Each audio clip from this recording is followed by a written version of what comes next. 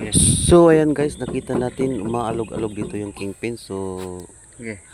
posible yan, sira na yung kingpin. So ayan, Okay. tatanggalin natin tong I-beam para dalhin sa warehouse. Ayan, tinanggal na nga ni Master Jeep yung gulong, saka yung brake drum, para matanggal na natin yung I-beam at madala sa warehouse. So ayan, tinanggal na dyan yung yung mga bolt.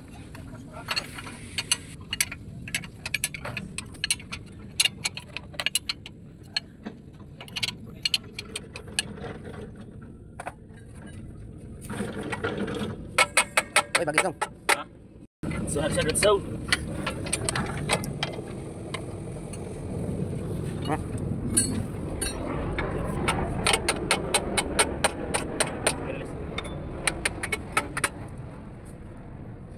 Ito lang may.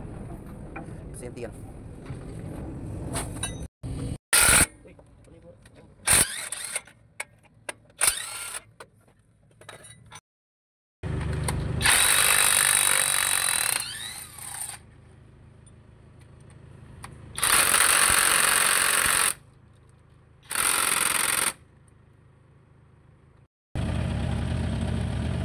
So guys, for today's video, nagtanggal kami ng I-beam.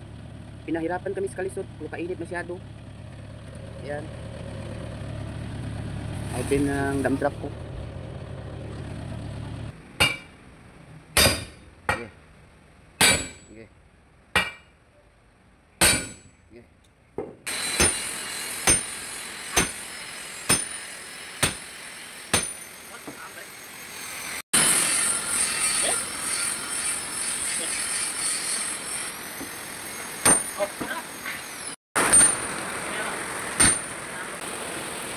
Wala pa. Oh.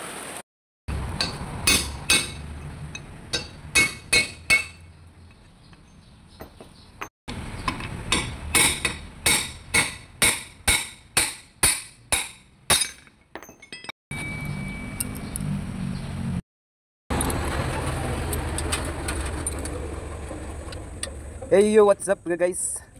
Dito kami ngayon sa Tarlac guys at pinakabit na namin yung pinagpalitan namin ng kingpin at ayun, tapos na.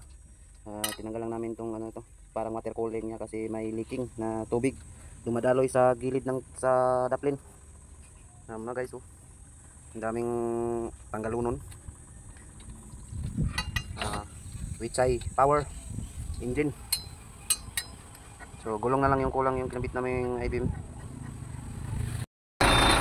So ayan mga katos, tapos na namin kabit yung I-beam.